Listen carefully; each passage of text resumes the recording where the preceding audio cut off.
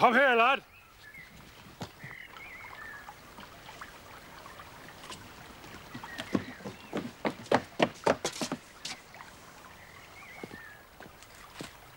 What are you doing on my property? Come to claim back what's rightfully mine, sir. That thieving young rascal made off with some horseshoes and a bag of nails from my smithy.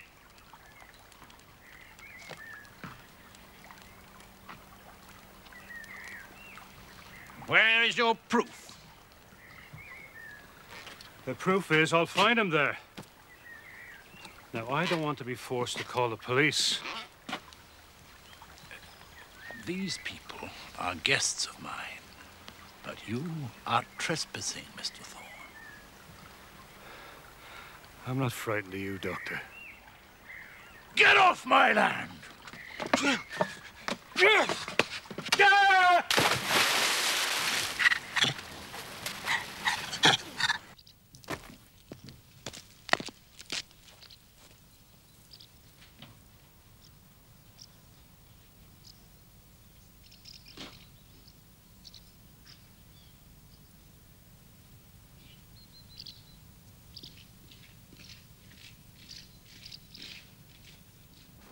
Please come back soon.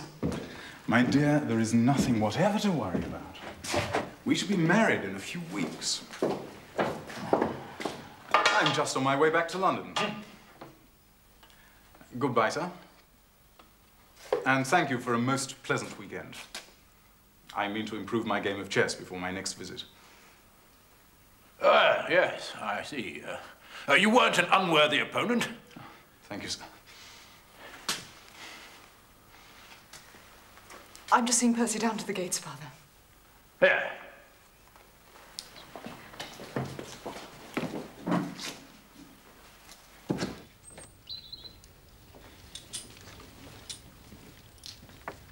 Drive on and wait for me by the gate, would you? Walk on.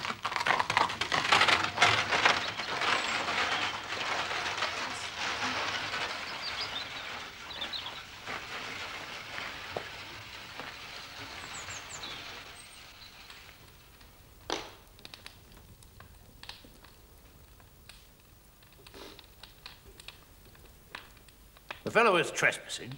He had a ducking, and that is all. Father, I cannot believe that Thorne would deliberately... Damn it, woman! Are you part of the conspiracy against me, too? No, Father. I live here.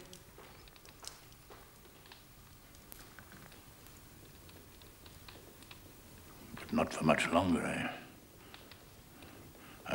Once you marry that fellow Armitage.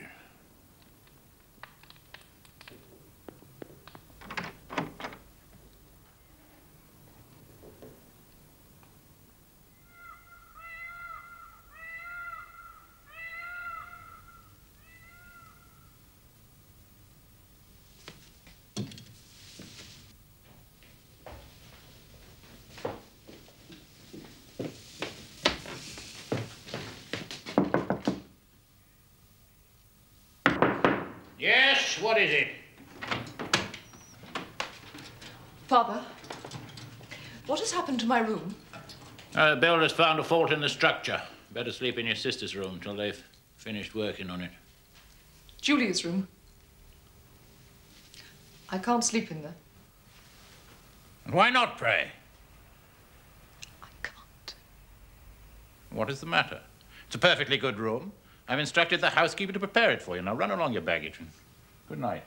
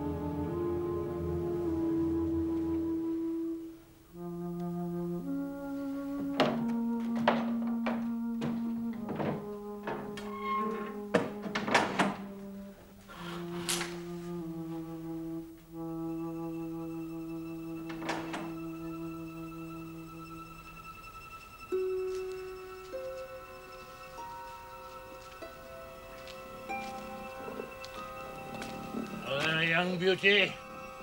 Good night. Good night, baby.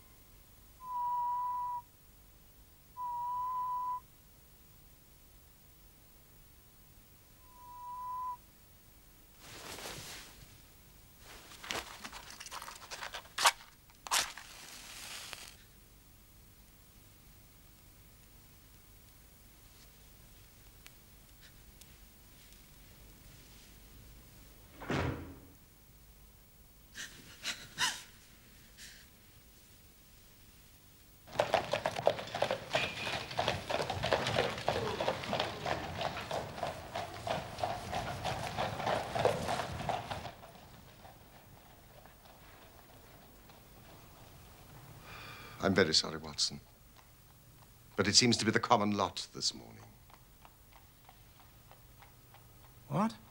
Mrs. Hudson has been roused. She retorted on me and I on you. But it's only 7:15. What is it, a fire? No. A client. This will take a moment to draw, sir. But only a moment. Mrs. Hudson is a mistress of the art of firelighting. This is my intimate friend and associate, Dr. Watson, before whom you may speak as freely as before myself. How do you do? Mrs. Hudson, do you think you could bring this young lady a hot cup of coffee? For I observe you are shivering. It is not cold which makes me shiver. What then? It is fear, Mr. Holmes. It is terror. No, you must not fear. We shall set matters right, have no doubt.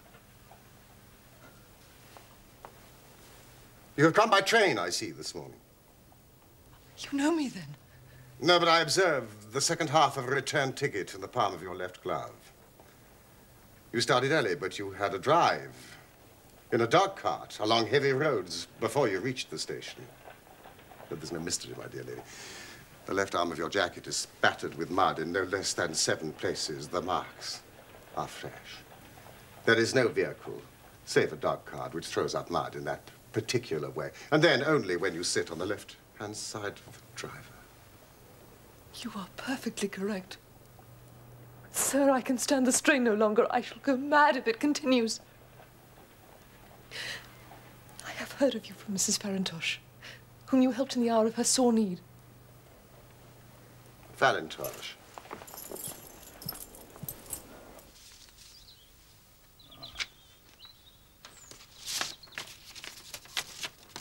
My dear Helen, it is difficult for me to advise you since you present so few facts, but I know you to be a sensible girl not prone to hysterics.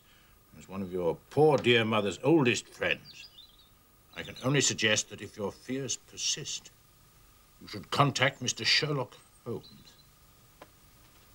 221B, Baker Street. Farintosh, oh yes, I do remember the case. It concerned an opal tiara. I think it was before your time, Watson. Thank you, Mrs. Hudson. Sir, do you not think you could help me too? At present it is out of my power to reward you, but in a few weeks I shall be married with control of my own income. I shall be happy to devote the same care to your case as to that of your friend. As for reward, my profession is its own reward. But you are at liberty to defray whatever expenses I may be put to at the time which suits you best. And now, I beg you, lay everything before us which may help us form an opinion upon this matter. My name is Helen Stoner. I live with my stepfather, Dr. Grimsby Roylott, who is the last survivor of one of the oldest Saxon families in England. The Roylotts of Stoke Moran, the name is familiar to me. He is a doctor by profession, a skilled one.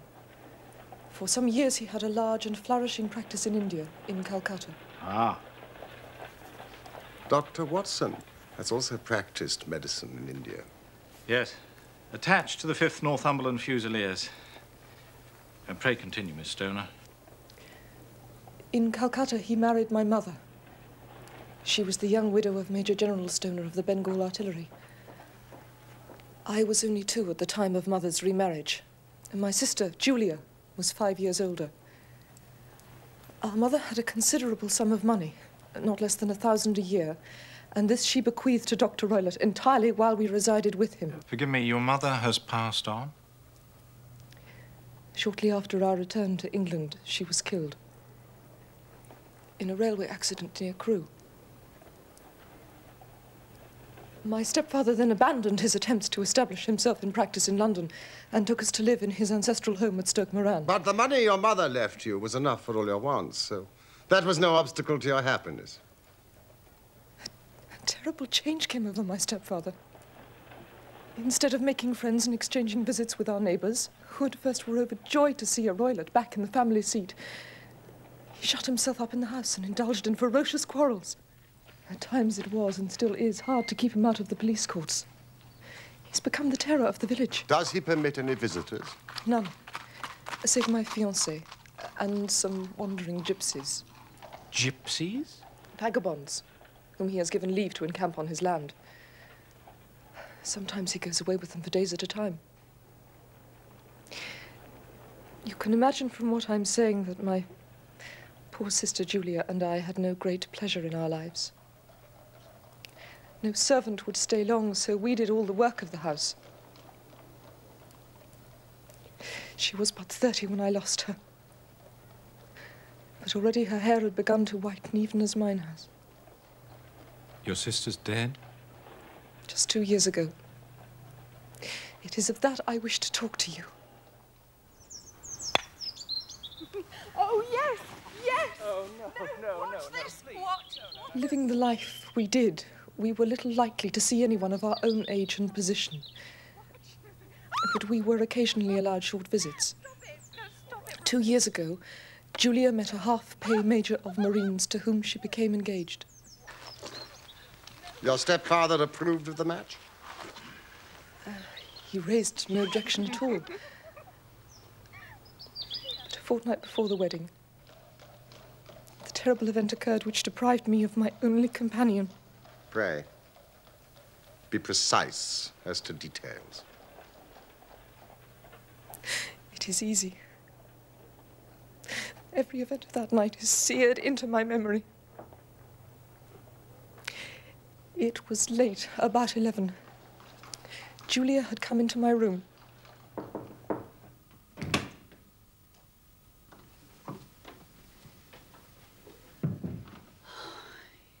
Smoking those awful cigars again.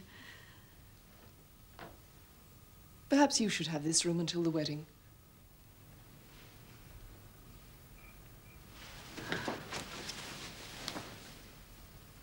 Oh, Helen. Oh, I feel so happy. And yet wretched that I'm leaving you here alone. My turn will come. I shall miss you. You won't. I'll come and stay. Besides, your major has promised to find me a brother officer of equal rank and infinitely better looking. My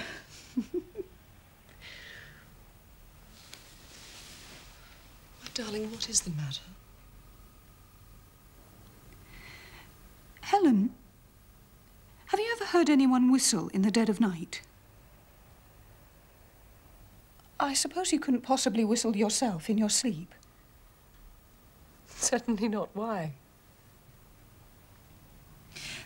The last few nights, always about 3 in the morning, I've been woken by a low, clear whistle.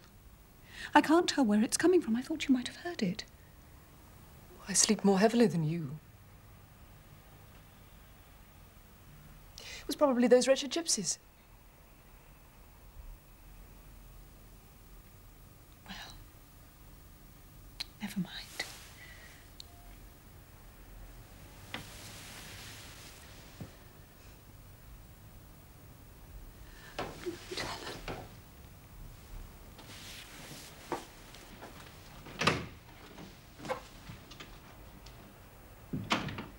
Was it your custom always to lock yourself in at night? Always. My stepfather has a passion for Indian animals. A leopard and a baboon wander freely over the grounds. Julia and I had no feelings of security unless our doors and windows were locked. I couldn't sleep. I had a vague feeling of misfortune.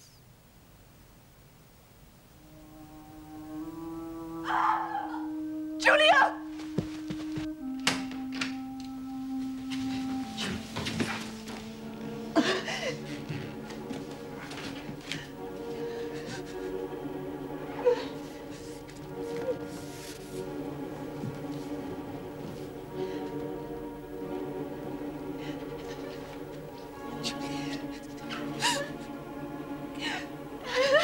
Please help me.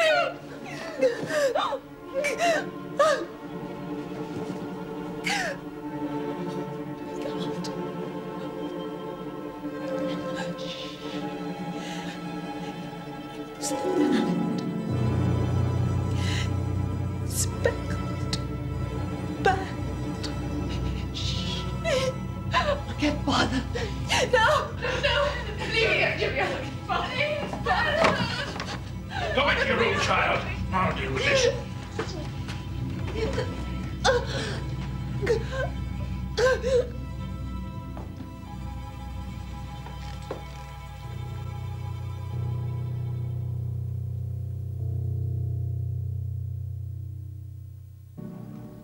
I am sorry, gentlemen. My sister and I were very close. Yes, indeed. What an awful experience.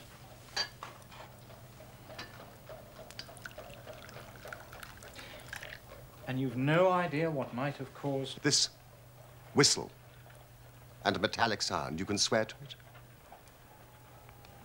It was my strong impression. I may possibly have been deceived. Was your sister dressed? No, she was in her nightdress. On the floor there was a candle and the charred stump of a match. Which means something must have woken her up, and she struck a light to see what the matter was. What conclusions did the coroner come to? He investigated the case with great care, but he was unable to find any satisfactory cause of death.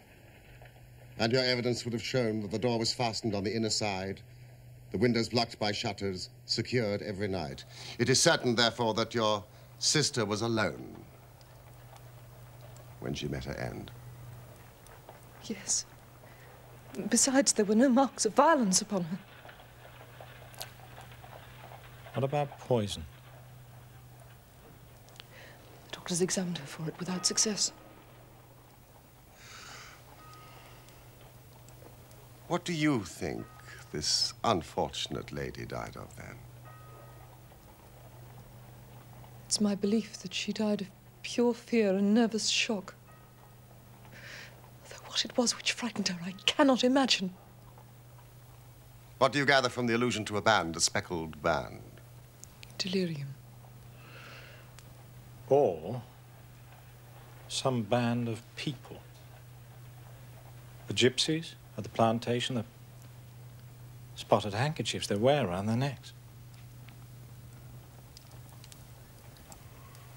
These are very deep waters. What happened after your sister's death? My life was lonelier than ever. Until a month ago, when a dear friend of mine, whom I've known for many years, did me the honor to ask for my hand in marriage. His name is Mr. Percy Armitage. And you are to be married within a few weeks.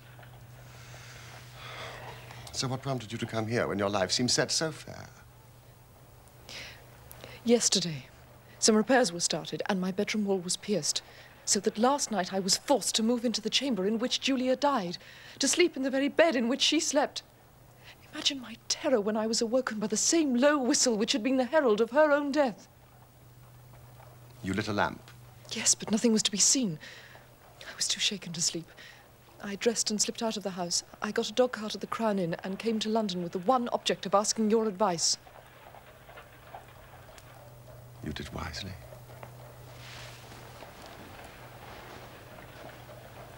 But have you told me all? Yes. You have not, Miss Stoner. You are shielding your stepfather. He is a hard man, but he's still the only father I have known. I'd say it was time for some breakfast. But there are 1,000 details I desire to know before I decide on a course of action. If we were to come to Stoke Moran today, could we see over these rooms without the knowledge of your stepfather? As it happens, he spoke of coming to town today on some business. And the workmen? I have seen none. We have a woman who comes to clean from the village, but only in the morning. There should be nothing to disturb you. Excellent, Watson. You're not averse to this trip. By no means. Then we will be with you in the early afternoon. I shall be there for your arrival.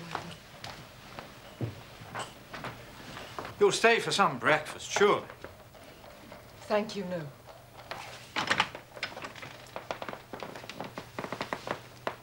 My heart is lightened already.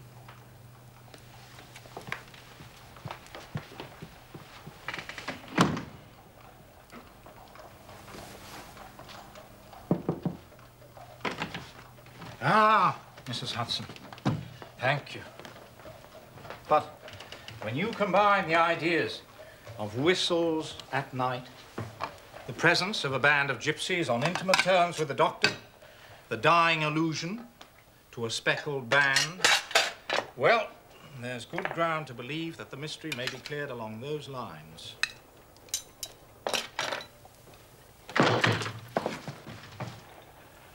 Which one of you is Holmes? My name, sir. But you have the advantage of me. I'm Dr. Grimsby Roylott of Stoke Moran.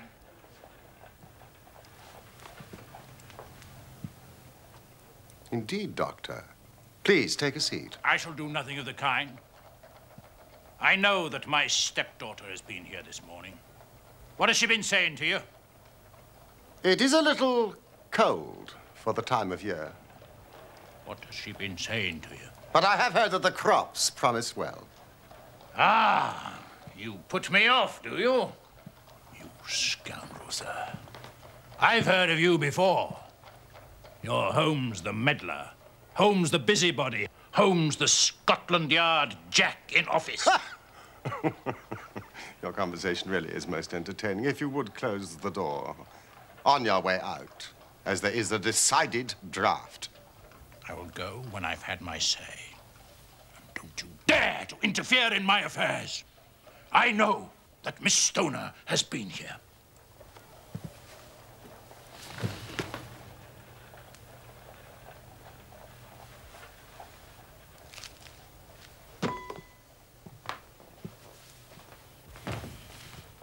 I am a dangerous man to fall foul of.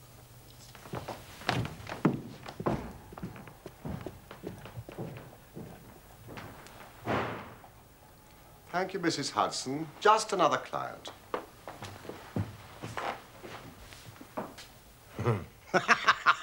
What a very amiable person. I may not be quite so bulky, but...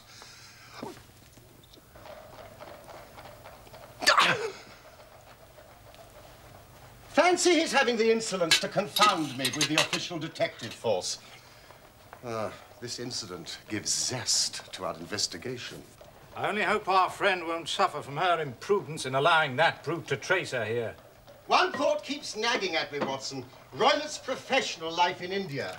If it was so successful, why would he exchange it for a life of aristocratic penury? My friend Coombs would know. Coombs was in Calcutta around that time. Find your friend Coombs and see what you can get from him. I shall walk down to Doctors' Commons, where I hope to get some data which may help us in this matter. Let us meet again at 1, under the clock at Waterloo Station. That is, if you've finished your breakfast by then. Oh, and your revolver. I would be obliged if you would slip it into your pocket. Neely number 2 is an excellent argument against gentlemen who can twist steel pokers into knots. That and your toothbrush are, I think, all we need. I've seen the will of the deceased wife. Her annual income at the time of her death was a little short of £1,100. But due to the fall in agricultural prices, is now no more than £750. Each girl, in case of marriage, could claim £250. So if both girls had married, our beauty, Grimsby Roylott, would have had a mere pittance. And even one marriage would ruin him. He had the strongest possible motive. Oh, did you manage to find Coombs? Yes, I did. He proved rather hard to locate, but I finally managed to get him through Swanson at Barts. He did know Roylott in Calcutta, confirmed what the girl had said, and added one intriguing fact. Now, it seems that a series of robberies had been perpetrated in his house, and suspicion fell on his native butler. Roylott promptly seized the man and, in a fit of anger, beat the poor fella to death. Narrowly escaped a capital sentence, but suffered a long term of imprisonment and returned to this country a morose and disappointed man. Ah, Watson. It's a wicked world. And when a clever man turns his brain to crime, it's the worst of all.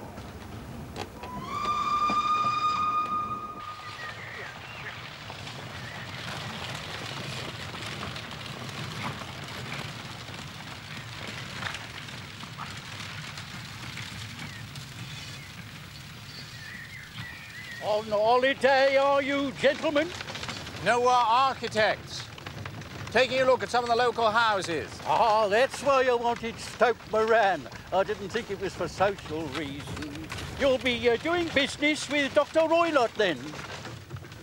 Yes, I believe that was the name. If you don't mind a word of warning, you want to take care with him, sir. There are some round these parts say he's not right in the head. Really? Only yesterday, Mr. Thorne of the blacksmiths had a most nasty experience with the doctor because of those thieving gypsies who were camped in the grounds. Oh, yes, we've heard about the gypsies and the leopard. The story goes the doctor threw Mr. Thorne in the stream in a fit of uncontrollable temper. And old Thorne, he's not a small man. Good Lord. Is he bringing a charge of assault? He were going to. But Miss Stoner, the doctor's young stepdaughter, paid him some of her own money to keep it quiet. Well, that's what I heard. Well, I never. Do you hear that, Holmes? The more I see and hear of that young lady, the more my admiration increases. Young woman of commendable spirit. You can pull up here, driver. Who do you mean, dear fellow? Well, Miss Stoner, of course. Most admirable. Ah, Miss Stoner. The girl we went yesterday.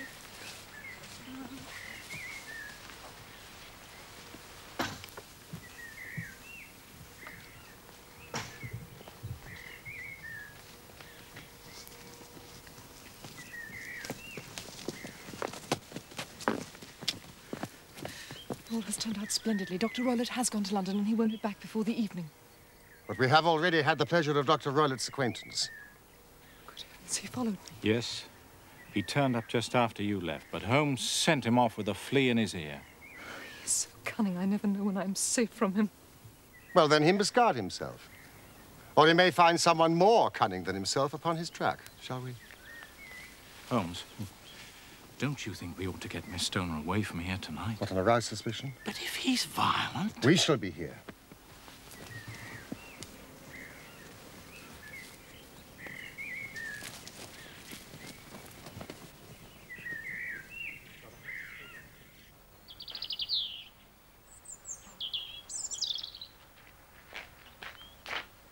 So, this is Dr. Roylott's room, this formerly your sister's, and this your room? Yes, but I'm now sleeping in this one.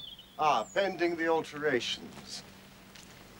Miss Stoner, may I ask something? That's unusual, isn't it? Bedrooms on the ground floor? The bedrooms were moved downstairs when so much of the house fell into decay. Oh, yes, of course. How sad. There seems little need for repairs to this end of the house. There are none. I believe it was an excuse to move me from my room. Ah, that is suggestive. Now, Miss Stoner, would you be so kind as to go into the room in which you are now sleeping and bolt the shutters.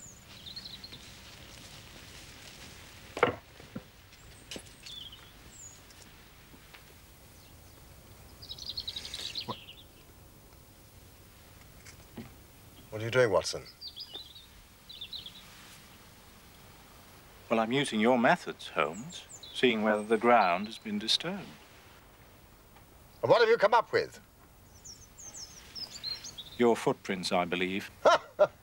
And mine and Miss Stoner's. And this.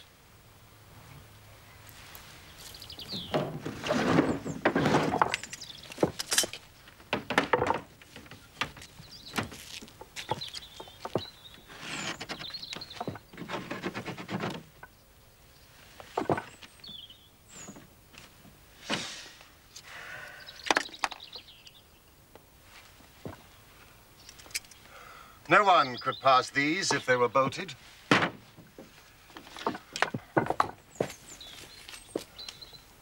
Well, let's see if the inside throws any light on the matter. Ah.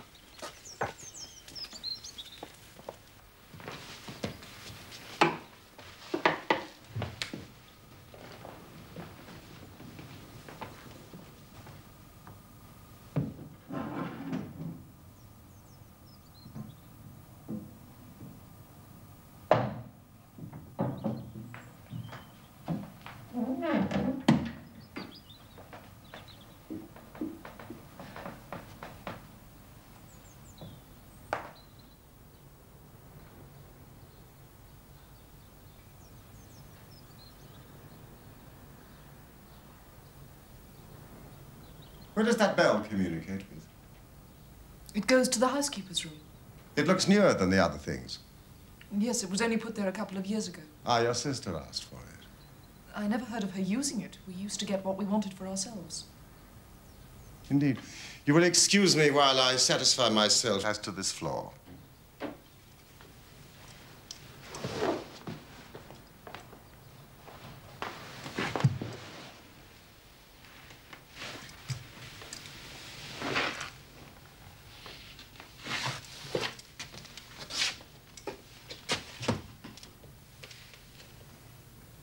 It doesn't ring. It's very strange.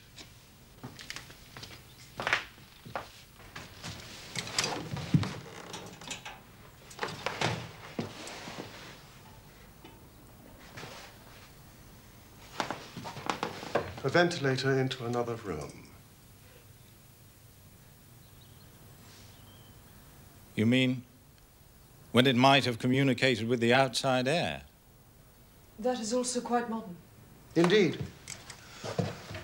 Miss Stoner, with your permission, we will now carry our research to Dr. Royler's chamber.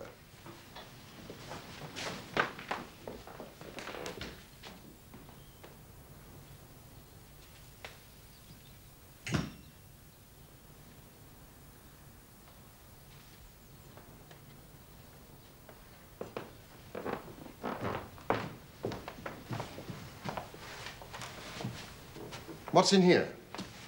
My stepfather's business papers. Ah, you've seen inside it, then? Only once. Some years ago. I remember it was full of papers. Is there a cat in there? No. What a strange idea. Well, look at this. No, we don't keep a cat. Ah, well. A leopard is a large cat, after all. Yes, but a saucer of milk wouldn't go far in satisfying a leopard. Leopard is kept on a leash, is it? This sort of leash, Watson? What do you make of it? Well, it's a common enough dog leash, but I don't know why it should be tied. We have no dog. Thank you, Miss Stoner. I have seen enough.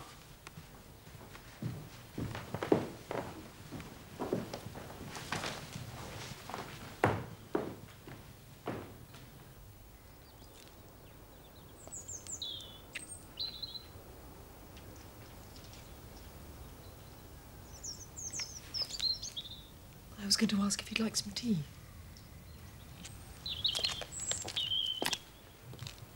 Miss Stoner, It is very essential that you absolutely follow my advice in every respect. Your life may depend on it. I assure you that I'm in your hands. Now, in the first place, on the way here, we passed a small cottage. The shell house?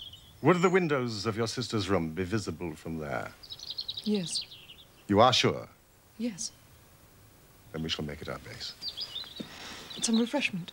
Oh, we shall have dined, shan't we, Holmes? Is there a village inn? The Crown. Oh, good. Thank you all the same. Now, Miss Stoner, when your stepfather returns, you must confine yourself in your room on pretense of a headache.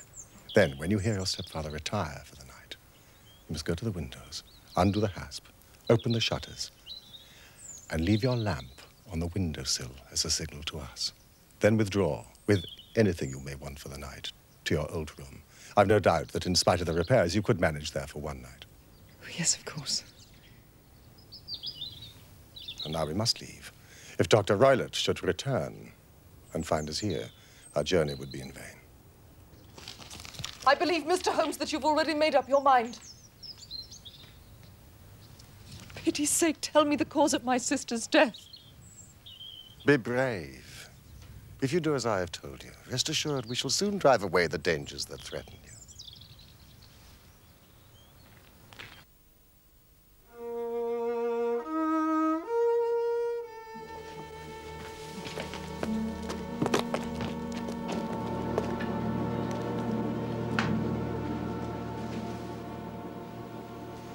Yes, it is a clear view.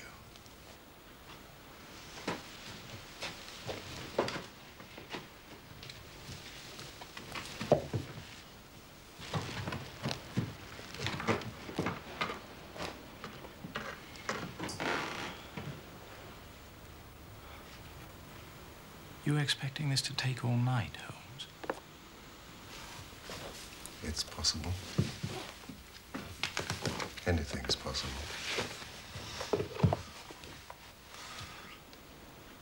When a doctor goes wrong, he's the first of criminals. He has nerve. He has knowledge. Palmer and Pritchard were among the heads of their profession. This man strikes even deeper. I really have some scruples taking you tonight. There's a distinct element of danger. If I can be of assistance. It's very kind of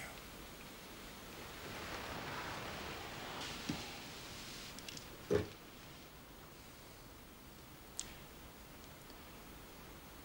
You evidently saw more in those rooms than was visible to me, Holmes. No. But I probably deduced a little more. Do you remember Miss Stoner said that her sister could smell Dr. Roylott's cigar? Well? The ventilator. A ventilator made, a cord hung, and a woman who lies in the bed dies. I can't see any connection. Did you notice anything peculiar about the bed? It was clamped to the floor. Could not be moved. Had to remain in the same relative position to the ventilator and the rope, for so we may call it, since it was clearly never made for a bell pull.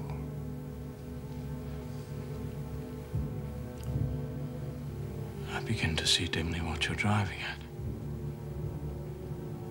We're only just in time to prevent some subtle and horrible crime.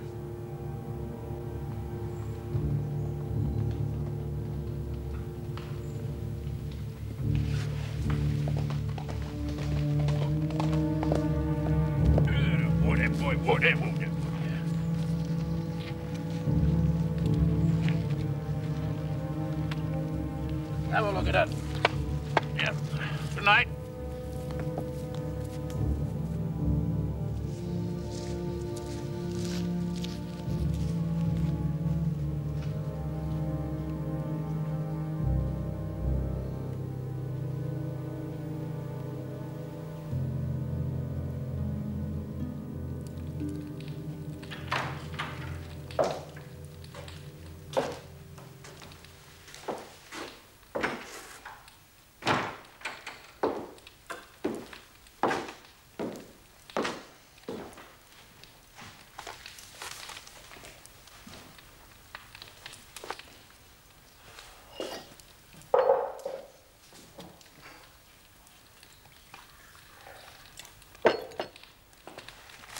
Did you have a good day?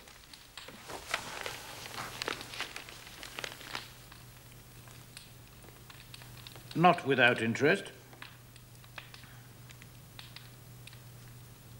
Where did you get to this morning? I decided to go to town too. I had some shopping to do for the wedding. You knew I was going up. We might have traveled together. I left early. Yes, I know you did. So that I should be back by lunchtime. I had some things to do here this afternoon. My trip was a whim.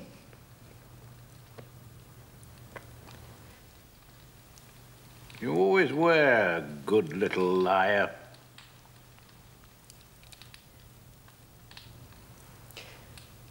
Will you excuse me? I have a terrible headache.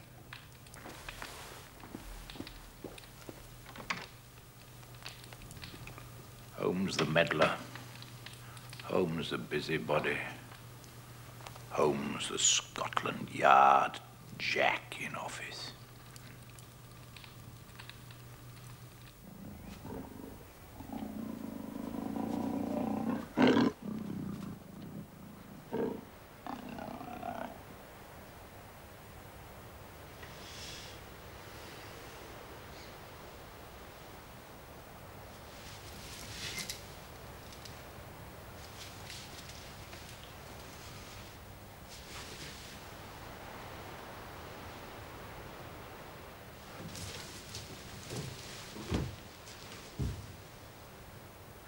The signal.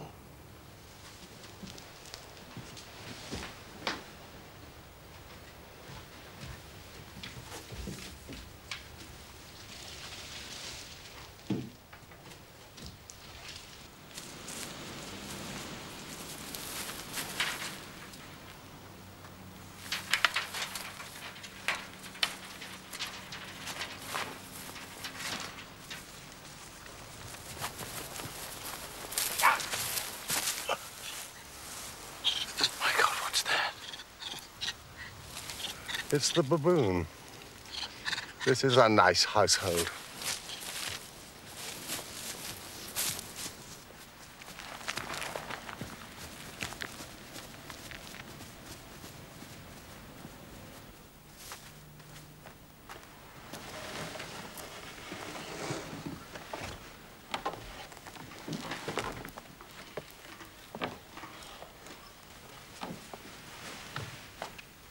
We must sit without light.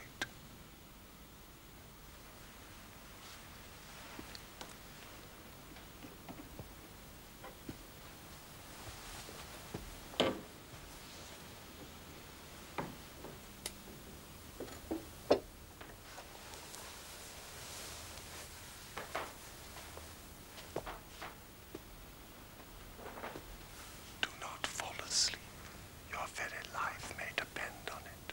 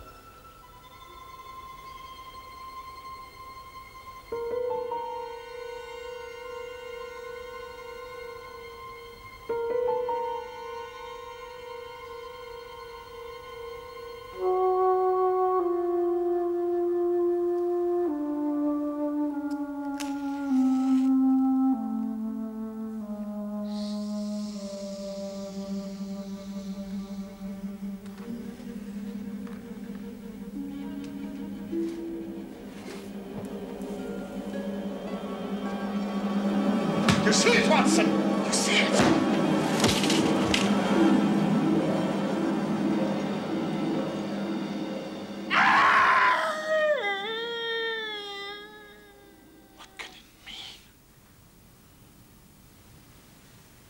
It means that it's over. And perhaps for the best. Come, Watson. Bring your pistol.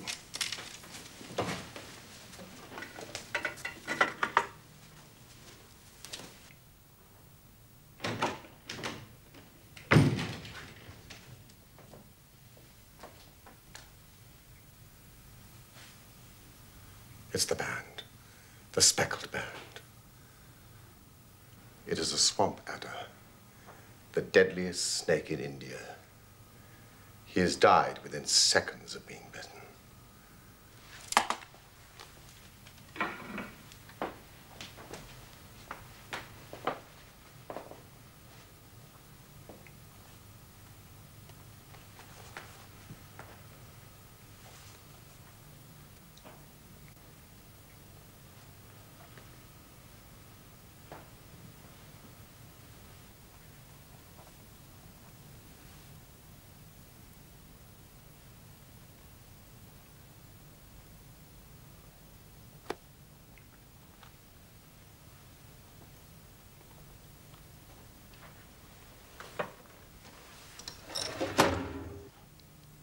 Violence does, in truth, recoil upon the violent.